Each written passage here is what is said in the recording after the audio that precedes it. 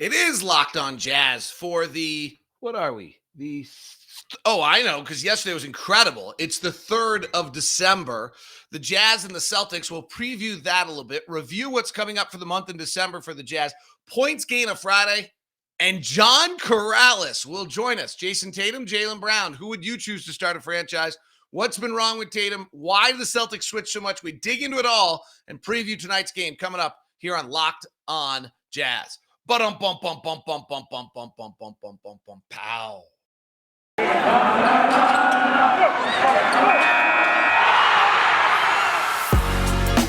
You are Locked On Jazz, your daily podcast on the Utah Jazz. Part of the Locked On Podcast Network, your team every day. Hello, I'm David Locke, radio voice of the Utah Jazz, Jazz NBA insider. This is Locked On Jazz, your daily podcast on the Utah Jazz, giving you insight, expertise, geeky numbers, hopefully making it way better to be a Jazz fan each and every day. Thanks so much for making Locked On Jazz your first listen every single day. You can subscribe on YouTube and hit the bell that button I just pointed at. You can also follow on all of the providers. We are free and available for you every day. I got a funny that I'll share with you, and then I'll explain a little bit of a different show today. So a bunch of people are getting their Spotify Wraps. Send them to me. I super appreciate it. It's really cool to see. Thank you for being a loyal listener.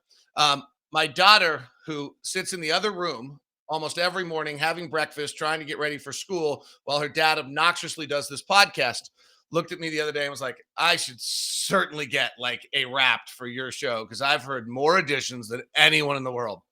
I don't think it was said with like the most positive thought to all of it, but I thought it was a kind of a funny little interplay the other day. All right, here's what we're doing today.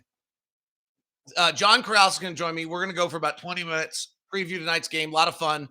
I bust him at the end of the conversation about something he said on Locked On NBA that had some Jazz fans fired up. It's kind of funny. We dig into Jason Tatum and Jaylen Brown. The Celtics switch pick and roll more than any team in the NBA, and it surprises me, so we dig into that. So we get really good, fun preview, and John's one of our great talents on the Locked On Podcast Network. This is the first of an interesting stretch. When we talked about this yesterday, I just wanted to review it. So in our next 8 games, the defensive ratings of the teams we play are 4th, 5th, 7th, 15th. Philadelphia, who's way better than that. That's just because Embiid was out. 10th, 3rd, 14th, and 10th. Then we play the Hornets, who are 24th, Timberwolves are 7th. So really, in our next 6 games, really 7, we're playing top half, really top 10 defenses. And so this will be a huge stretch to find out if the offense is as good as it has been, which is historically great. And we're going to know. So on December 18th, when we're finished with the Washington Wizards, where is the defensive rank? If we're still number 1, we will be we're golden. And that's, I think, what we have to do. If you look at Taylor Snar, local Utah guy, his dad, Mike Snar, worked for the Jazz for a long, long time. Rating system, he has the Jazz, he has it broken down by strength of schedule. Our strength of schedule of defenses we've played is 22nd. Our strength of schedule of offenses is 30th. Our overall strength of schedule is now 30th in the NBA. The offenses we're playing here are 21st, 22nd, 19th, 11th, probably better because Embiid was out, 20th, 25th, 24th, and 20th. So in the next, 8 games, we're playing all teams are in the bottom half. Our strength of schedule from offenses will probably stay there. The defense now really gets to prove itself. We go into this stretch ranked 7th. Okay. Tonight, no Jaylen Brown. We'll get to the impact with John Karalis. It's interesting. They're 21st in the league offensively, 4th defensively. Their leading scorers are Jason Tatum and Dennis Schroeder, both of them historically unbothered by Rudy. Dennis Schroeder particularly has not had problems with Rudy. So that's worth keeping an eye on. They're a very, very good first quarter team. They've been a very, very bad fourth quarter team. So we'll keep an eye. And they're a bad first quarter team and a bad fourth quarter team. 26 in first quarters, 28th in fourth quarters. So we'll keep an eye on that and see what happens. But to me, the big story just for the next 2 weeks is our offense getting tested and whether it's really good enough. And let's hope. Last year was number one in the league, but it's different to be number one in the league against the bad teams. It's really the issue is, can you play well against the good teams? All right, points gained Friday. We're gonna do that now so we can get to John, because I didn't want to we do points gained on Fridays. We usually do it in our last segment of the show. Points gained is an offensive metric system that I've built that we use to judge offensive players and their impact in the game. The idea is you take a player's scoring opportunities, compare what they do in those scoring opportunities against league average, and that's the amount of positive points they are per game. Over the years, it gets there eventually. Over the years, our numbers have been usually one or three guys that are 3 or better. Last year, Steph was the best in the league at 4. In 1920, James Harden was best at 3.3. We had 4 guys over 3. In 1819, Giannis Antetokounmpo was the best in the league at 3.6. We had 3 guys over 3. And then we have right around 10 guys over 2, usually. So it's a little more right now. We have somewhere around 20 players in the range of over 2. One Jazz player who's playing much better than I think anyone realizes. And then we have 2 players at 4 and about 5 players at 3. So it'll eventually even out as time goes on. So the number one offensive player in the NBA right now, according to points gained, is a tie between Nikola Jokic and Kevin Durant. Just so you understand the system, Nikola Jokic uses 20 scoring opportunities a night. In those 20 scoring opportunities, he's 4 points better than the average player in the NBA. Or if an average collection of average players use those 20 possessions, he's a +4. That's mammoth. Durant's a +4. Super impressive. Rashawn Holmes is +3.9. Rudy Gobert's +3.8. Jared Allen's +3.7. Montrezl Harrell's 3.6. Okay, Sacramento has not, but Utah, Cleveland, Washington are all winning. All their teams are pretty good. The value of somebody who gets to the rim and dunks right now in this league is getting bigger and bigger because there's fewer and fewer rim shots. Steph Curry is next at 3.5, 3.4, and then we get into the 2s. Pretty good run here, but the last name is the most interesting. Karl Anthony Towns at 2.9 as Minnesota really starts to win. Jimmy Butler, 2.5. Harrison Barnes and John Collins also at 2.5. Seth Curry at 2.4. Giannis, 2.3. Robert Williams, who we'll see tonight, who's really pretty good. He's one of the best pick and roll defenders in the league. He and Marcus Smart are the best pick and roll defensive combo in the NBA. Rudy Gay's at 2.3. Zubac, 2.2. DeAndre Ayton, 2.2. Huge part about Phoenix. We'll dig into Phoenix in a second. Portland's Norm Powell, 2.2. Sabonis, 2.1. Zach LaVine and Mike Conley are 2.0. Mike Conley is having an incredible season. 50% from the field, 44% from 3, 2.0 on points gained. Really awesome. Bojan Bogdanovic is as well at 1.7. We'll dig into the Jazz here in a second. Here are the players who are having the biggest negative impact on the league. Michael Porter Jr., who was hurt. Jalen Suggs. These are usually rookies and not surprising. Sadiq Bey. Not a great sign for Detroit in his second season. Cade Cunningham. Nickel Alexander-Walker. Precious Achiuwa. Darius Baisley. Josh Giddey. Oh, my gosh, Oklahoma City. What did you do last night? Kevin Porter. Karis LeVert, who's terribly overrated. And Jason Tatum. Jason Tatum is having a brutal season, minus 2.3. 31% from 3, 50% from the field. 39% from the field. 31% from 3. Go to the free throw line 9% of the time. He's averaging 24 inefficient points a game. Nikola Vucevic minus 2.1. DeJounte Murray minus 2.1. That's a big issue there. Blake minus 2.1 out of the rotation. Davion Mitchell minus 2. Kobe White minus 2. Any other interesting names as we move down into the minus 1.5 area? De'Aaron Fox minus 1.5 is not great.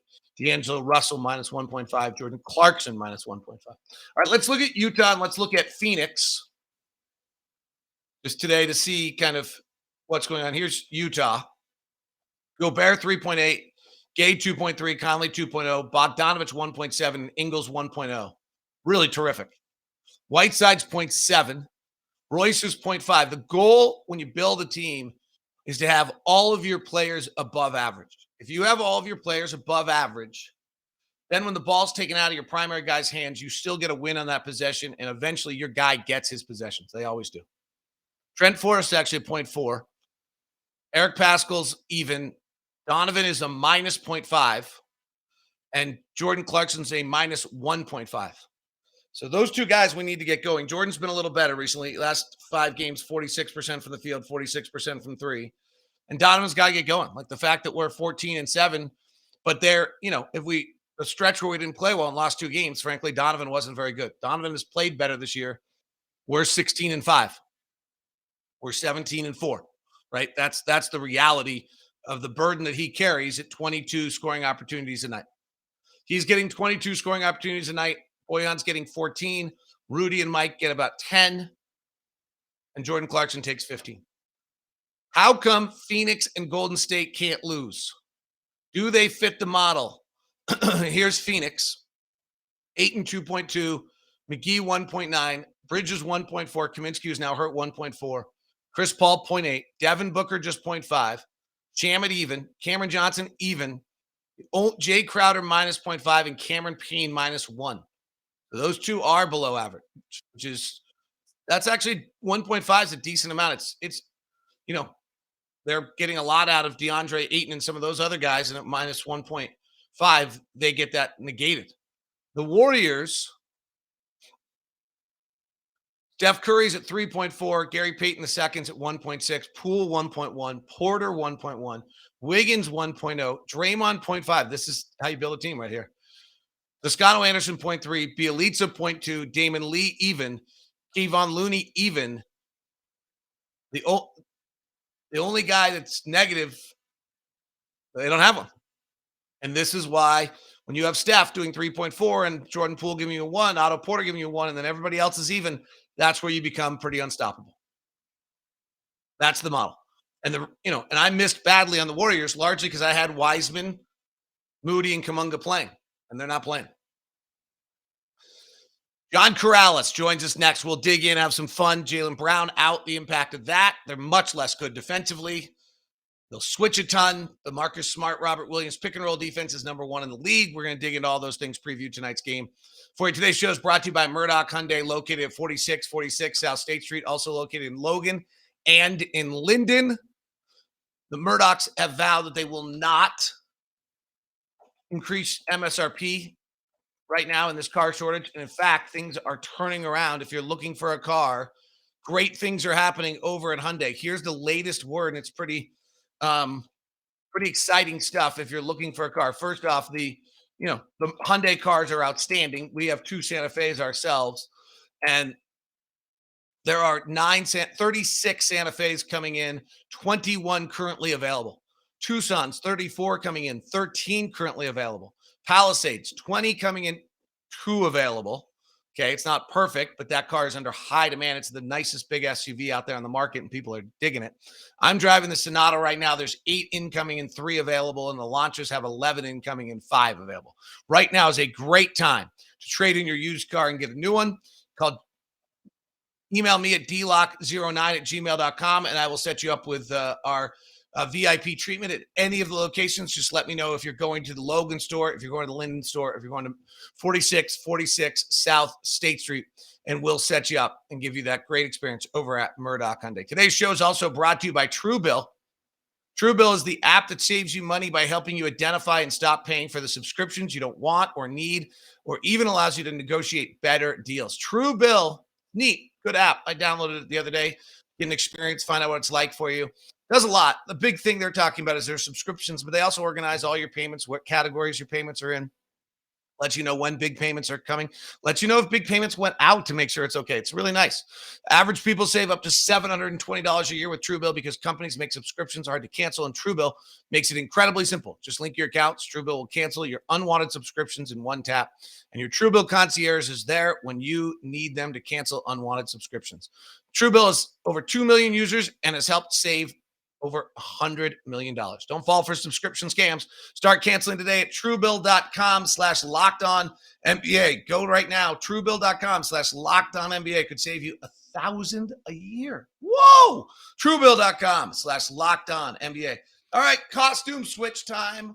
A little Locked On crossover edition before the Friday night Jazz Celtics game. Celtics fans, nice to meet you. I'm David Locke. Jazz fans, you know who I am. I'm your first listen.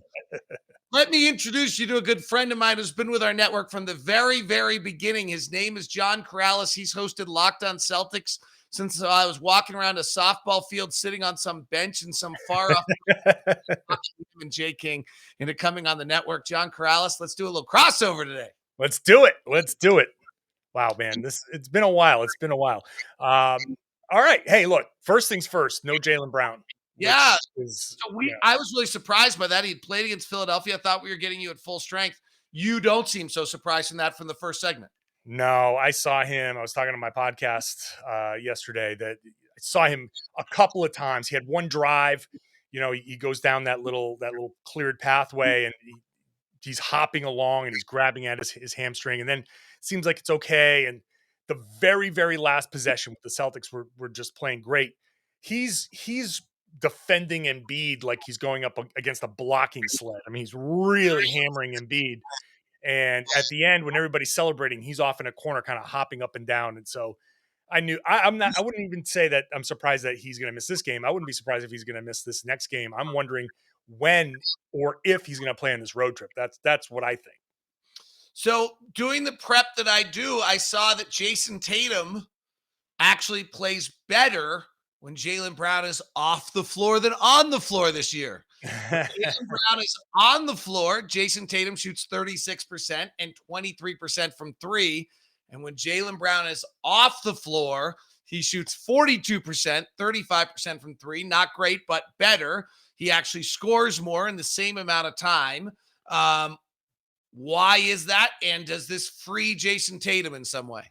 Well, I mean, part of it is they need him to score more when Jaylen is out. So that's some of it. Some of it's you don't get into quite the same rhythm. And some of it is that they haven't played the same. They haven't played together in this manner. You know, usually there's been a Kemba or even a Kyrie. This is their first kind of go around together, and they're both being challenged to become playmakers.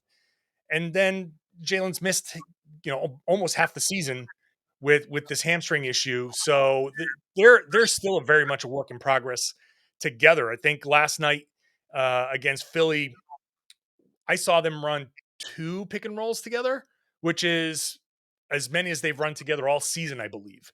So they're slowly trying to work those guys together. So when Jalen's out, it's Dennis Schroeder that comes in and does some scoring, but it's a lesser scorer, and there's more role players. Schroeder then goes to the bench rather than comes off the bench, and who comes in? It's either Romeo, who's not going to handle much of the scoring load. It's going to be Grant Williams, who's not going to handle much of the scoring load. So there is definitely more on Tatum. He has to do more to make up for Jalen's absence. So the Jazz have the greatest defensive player in the world, maybe the greatest defensive player this league has seen in like 25. You traded for Draymond? Stop. But the Celtics don't go to the rim. They do not. At all. That's a problem. Actually, it might not be a problem considering that Gobert is there. But so is this the night of the year that the fact that the Celtics are allergic to the rim means that they don't have to venture into the mean, nasty place where women and children are not allowed to go by themselves, where school kids get eaten alive, called Gobert land, which is the paint of the opposing team's offense inside Vivint Arena? So let me ask you this. Let me flip it around on you. The Celtics are starting Robert Williams and Al Horford. Who is he going to guard? Is he guarding Al? They're going to put. It feels like they're going to put him in pick and roll and try to pick and pop with Al and draw him out and maybe have Schroeder get to the rim that way. If Schroeder's starting, Schroeder gets to the rim. I wonder if they're going to try to pick and pop him out of the paint a little bit, or if he's going to guard Rob, then he's going to have to really, I think that plays more into Gobert's strength for sure. But who is he going to guard? Well, I don't know the answer. First, the fact is that Rudy's having actually an unbelievable year on the pick and roll. Like if Rudy's defending the pick and roll, whether it's pick and pop or that's actually not really that big a problem for Rudy anymore. He's gotten good enough at getting back after the shooter. Part of it is having a 9'7" standing reach that you don't have to go as far as somebody else does. And so unless Schroeder's going to really be able to penetrate all the way into the lane, get to the rim and throw back out to somebody, Rudy's has been able to do that. I think the numbers last I checked, and I haven't checked it today, they were at 0.75 points per pick and roll defensively anytime Rudy Gobert's involved. Last year, when he had what was arguably the best defensive year anyone's had in maybe ever, he was at 0.85 points per pick and roll. So the way people have been able to try to attack Rudy is actually stretch him out on the weak side and then drive on the other side. But involving him in any actions is just not a very good idea. Mm-hmm. Mm-hmm. Well, it is going to be tough for sure, no matter what happens with Gobert. Let me ask you this about Gobert, because this is a super interesting stat that I saw. This year, 28% of his offense is coming in the 3 to 10 foot range, which seems to be like a new wrinkle. Now, I watched some of the Jazz earlier this season. I haven't watched in the past couple of weeks. Feels like the Jazz are trying to do a little more offensively differently with Gobert. It might be like a little more playoff type of Gobert offense. And he's shooting 52% in that 3 to 10 range. What's that about? So there's no question that Rudy's weakness is that when teams switch 1 through 5, he gets a little on him. In this case, it'd be Marcus Smart, who's not little, or Dennis Schroeder, who is probably little, and he doesn't take advantage of it. And that's certainly a major problem that the Jazz have to address. The misnomer on Rudy is that he actually gets played off the floor defensively. That's really not true at all. The problem the Jazz have defensively is when someone goes 1 through 5 out, can guys actually guard their yard? And not enough of our guys guard their yard, and didn't against the Clippers. The problem is on the offensive side when teams switch, and I'm guessing you're aware of this, but the Boston Celtics switch the second most of any team in the NBA. So we will see that tonight. Is when you switch 1 through 5, and suddenly Conley comes off the pick, and Dennis Schroeder or Marcus Smart is now guarding Rudy Gobert. Rudy's got to be able to get into the lane and punish them. And that's something he just has not been able to do, and they're trying to do more of it. He did a pretty nice job in the Olympics in a very different game with only 5 fouls and not always against NBA players when he did it for France, and they're hoping to parlay that in. And frankly, Rudy wants more. Rudy wants more. Rudy wants the ball more. He wants to be more involved. He wants to be more active on the offensive end. He's not content with just being a pick-setting defensive player. One thing to watch for in that 1 through 5 switching is the Celtics are getting a lot better at scramming and pre-switching. So you have a situation where maybe you're looking for a certain mismatch. You're starting to get into, they can see that the Jazz, okay, here they come. They're gonna pick on this. They want this pick and roll. We're gonna pre-switch this whoever they're targeting out. So now you're involving different defenders in the pick and roll, and Rudy is switching on to somebody else. So, for example, Schroeder is a guy they want to pick on. They pre-switch Smart, and now all of a sudden you're involving. It's too late. You're in the action. You're involving Smart, and Smart against the big is not the mismatch that most bigs think that it is. So, very curious to see how the Celtics attack with the switching and what they do pre-switching some of these actions as they see what the Jazz are trying to do. I will say that the Celtics defense has gotten a lot more intricate in a very short span. And like they started the season, the first couple of weeks of the season, and every story around here was, oh, you switch so much. Why do you switch so much? And it was basically him just flooding them with this is how you switch kind of mentality, put that into their DNA. And then he folded in all of this more traditional stuff. And now they've got a handle on all this more traditional stuff because that was second nature, right? All that traditional defense is all second nature to these guys. He got them to do the uncomfortable stuff first and get comfortable with that. Now you work the other comfortable stuff in, and now they can do it, a lot more easily. So the way they defend Utah is going to be really interesting. Well, it's really interesting because the Jazz. So the Jazz are the number one offensive team in the NBA. The talking point here has been how far off the offense is because they haven't been hitting threes. The way they've been the number one offense in the league is the offensive rebound. They go to the free throw line. They're number one in the league shooting at the rim. They're number one in the league shooting on the floaters. And they're number 3 in the league on long twos. And they take the most threes. They take the fewest of those of anyone in the league. They take the most threes. So it's an interesting combination. I actually think it's analytically the perfect way to play basketball in this day and age. What's also interesting about them, they're not just the number one team in the league offensively.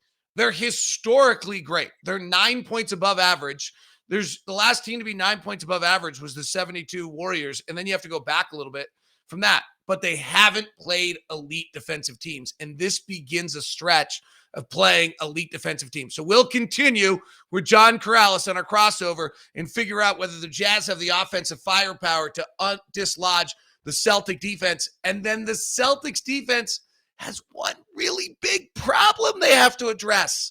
And we'll touch on that when we continue here on Locked on Jazz Celtics or Locked on Celtics Jazz, whichever way you prefer. Either way, thanks for making it your first listen of the day. I costume switched back to what I was wearing earlier in the show. Funny how that works. The miracle of nothing. But I did want to make sure you knew about Built Bar. John probably could have told you about Built Bar too. Both of us heavy regular users of the great Built Bar. I'm telling you what, coconut brownie chunk is still there. I'm telling you, I love it. Caramel macchiato, brand new, available for you as well. Caramel almond delight, brand new. White chocolate cheesecake, blueberry muffin, paranormal pumpkin. If you have not had these puffs, they're crazy. Coconut marshmallow puff. They're like little marshmallow goodness. And they're a protein bar. I don't know how they do this. I'm not going to ask. It's just too good. I don't want to know. 100% real chocolate, 100% delicious. It's Built Bar. Promo code LOCK15 gets you 15% off. If you have not had the coconut brownie chunk Built Bar, you have not had a full protein bar experience. I promise. In fact, order them. If you don't like them, I'll come pick them up because I love them. 130 calories, 2.5 fat grams, 4 net carbs, 4 sugars, 6, 5, or 17 grams of protein. That assumes you actually live somewhere close. Stop by, figure it out. Go to built.com, check them all out, see all the puffs, see the caramel almond delight, and go and get your Built Bar today. Use the promo code LOCK15. The old school flavors are feeling unloved. Coconut and mint brownie, and coconut almond, and salted caramel, and raspberry, and double chocolate, and cookies and cream, and cherry barcia. They all still exist as well. So you don't need to forget them. And there's the bites and the boost and the broth. It's all at built.com. Promo code LOCKED15 will get you 15% off. Welcome to continuing edition of the crossover. I don't do crossovers very often. It's a big deal. It's got to be really special to do a crossover. Adam Mars, I do crossovers every now and then. Like, I can't do crossovers with Brendan Clean because he's been too obnoxious about how good can't have that. Can't have. By the way, I actually have something that Jazz fans need. Oh, I forgot. Before this show is over, there's like a beef that Jazz fans have with you that I have to like straighten out. I cannot wait. I must have said something on Locked on NBA that pissed people off. And they're bitter and they don't forget. Okay, back to the note I had a minute ago. This is pretty interesting. All right, hit me. Going back, this is Ben Dowsett had this. I had it too, but he did the research. So the Jazz right now are 8.6 points above league average offensively. The last team to be better than that was the 04-05 Suns, who are 8.9, and the 03-04 Mavericks, who are 9.1. That's for a season. This is short term. And the Jazz start a stretch here of 10 games for really the whole month where they play top half defensive teams. And so, frankly, from a Jazz standpoint, this is the first of a stretch of about 13 games where if the offense is still number one in the league on January 1st, like they're great. Like they actually deserve to be. Right now, I don't think they've done enough. The last team, the 09-10 Suns were +8, and the 15-16 Warriors were +8.3. So the last time we saw a team this far above average was the 15-16 Warriors. Now, for all the greatness of the Celtic defense, when Jaylen Brown is on the floor, your defense is a 99.8. And when Jaylen Brown is off the floor, your defense is a 108.6 and in the 50th percentile. That would be the big little problem that the Celtics have going into tomorrow night. They lose one of the great defenders in the league when Jaylen Brown doesn't play. It's so interesting that that's the case because he didn't play for a long stretch in that Celtics kind of like when they started flipping it around and they started climbing in the defensive rating. So that almost, I'm very curious to see how that makes sense. I mean, he's obviously a very good defender. Like that's very obvious. And the Celtics, because they're very switchable and because of his size and his athleticism, he makes, it's one thing to switch with Jaylen Brown versus Dennis Schroeder, who starts generally in Jaylen Brown's place. So yes, that makes sense. Also, maybe some of that is the Celtics have had god awful first and fourth quarters, and that has something to do with it. And but I think they've gotten maybe a little bit past some of that first quarter kind of issues. We'll see. Going up against Utah is going to be the huge test. But after typically falling behind big in first quarters, the Celtics in their last couple of games, Toronto and Philly, have had leads in first quarters. Ime Udoka, after the San Antonio game where they just got blitzed out of the gates, said, "Look, these guys are out there trying to find their rhythm in the first quarter, and we need them to be playing the right way from jump." And since then, they kind of have been trying to have that ball movement. So I don't know. It's that stat kind of in some ways makes sense, but I don't know understand why it's that bad. Like their defense without Jalen, I've seen has been actually pretty good. I thought the one hole you were going to talk about is the Celtics do give up a ton of offensive rebounds. If the Jazz get a ton of points off of offensive rebounds, that's going to be where you kill the Celtics. Like second chance points have been a real problem for the Celtics this season. So I think if you're getting putbacks, then that's where you're gonna have to hang your head in this game. All right, John, help me out because this is so interesting to me. If I look at a team with Robert Williams and Al Horford, I would think to myself, okay, that team doesn't switch. They drop the big. They seal the middle of the floor. They deny the paint, and they kind of play that analytical style defensively. And then they rebound the crap out of the ball, and they run with Brown, Schroeder, and Tatum, who are fast. That would be like, if I look at your roster, that's how I would guess you play. Yet the data tells me you switch a lot, you allow offensive rebound. Like it's very contrary to what I look when I look at the roster of why it is that way, that they're playing the way they do. Work in progress, just the work in progress. These guys are really. November is, it's shown to be a very nice turnaround defensively. Offensively, they're still way behind, and we knew coming in that they weren't going to be a great offensive team, but defensively there is still some a lack of continuity because Jalen's been out and they have had some issues. The rebounds, guards, wings tend to turn and look, and you get crashes from the corners that end up becoming put back. So yeah, Rob boxes out, Al boxes out, and somebody comes in and keeps the ball alive or taps the ball out. So there hasn't been like a big group defensive rebounding effort. A lot of like they'll get a lot of rebounds. Jason Tatum had 16 rebounds against the Sixers, but how many of those are really like fighting for rebounds? The Sixers shot 37%. So there's going to be like a lot of rebounds. It's like the 1960s, like when guys were averaging 25 and 30 rebounds. Well, yeah, they took 110 shots a game. So there's going to be a lot of opportunity there. So I think some of the Celtics defensive rebounding numbers might be just a touch inflated. What's wrong with Jason Tatum? Oh, good question. No one knows. So I think honestly, there's a combination of things. I think he came into the season with a mindset of like, okay, I'm finally gonna just get to the rim. I'm gonna draw those fouls. I'm gonna do it. And then the referees in the first 20 games of the season were like, "Now we're not calling anything." And he got really frustrated by that, and that fed into the spiral. On top of it, he's being challenged to do something that he's totally uncomfortable with.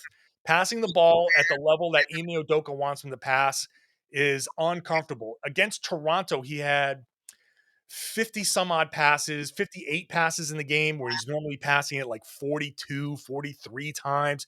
He had like 15 potential assists where he normally has like 7 or 8. He was really whipping it around. And Udoka says that was his best game of the year. That's how he wants him to play. So he's a natural ISO scorer being asked to play up tempo and whip the ball around and give it up as soon as he smells a double team.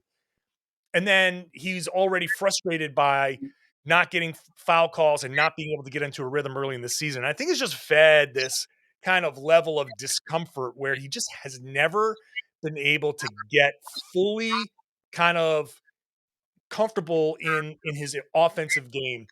I think it's going to take a little bit longer. We've seen him start slow before, I think it's going to take him a little bit longer to just get comfortable with the level of passing, when to pass, when to cut. Because when you pass, now you have to become a better cutter because you give the ball up and heads naturally turn. Now you got to go, and he doesn't go.